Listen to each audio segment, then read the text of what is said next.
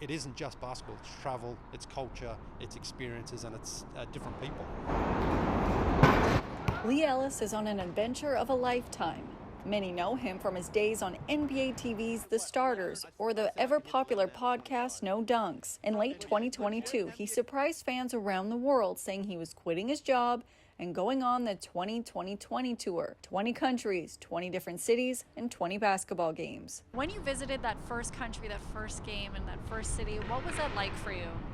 Well, it's funny because the first city in the first country was supposed to be Ljubljana in Slovenia, but the trip got off to a bit of a rough start because the flight was delayed out of Atlanta and I missed my connection in Frankfurt. And so the first city actually turned out to be Frankfurt. I had 12 hours there and I didn't just want to sit at the airport, so I decided to go out and find a court. And I found this amazing court in Huffen Park in Frankfurt.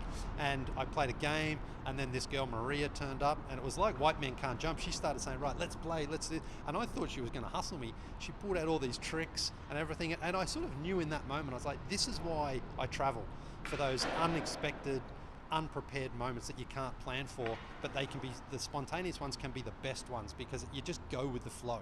Those spontaneous adventures have led to some unbelievable moments for the 47-year-old father of two. The two best moments, I think, were having dinner with Luka Doncic's father, Sasha, in Ljubljana. That was a wild experience. It was a great dinner. It was a great Ljubljanan barbecue.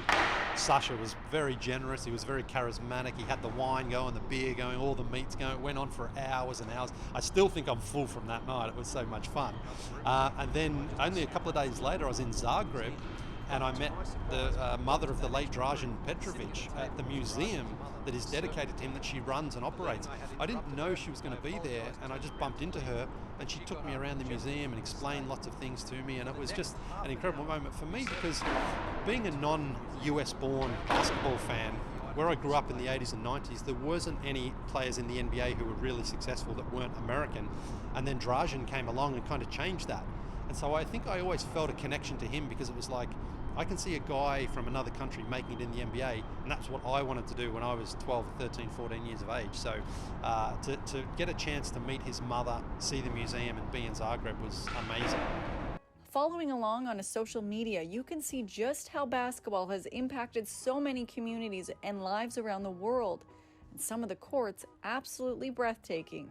How did you pick the cities or countries? So the whole idea from what I'm doing is based off my Instagram and Twitter audience, and people message me and say, hey, come to my city, come to my country. Everyone wants to show off their city and country. What's next? Where are you going to after Toronto?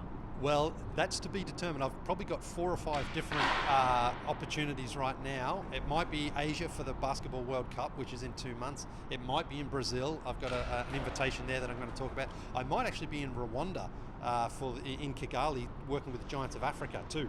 And I might also be back in Europe doing some work for EuroLeague. So I'm not sure exactly which one's going to happen first. I hope they all happen, but I sort of have to spread them out a little bit too. Some of them because they're going to happen very soon. I'm probably going to miss out on at least one of them, but I am opening myself to any opportunity, and I'm sort of being flooded with them to the point where I'm like, uh-oh, I need my own private jet. For City News, I'm Lindsay Dunn.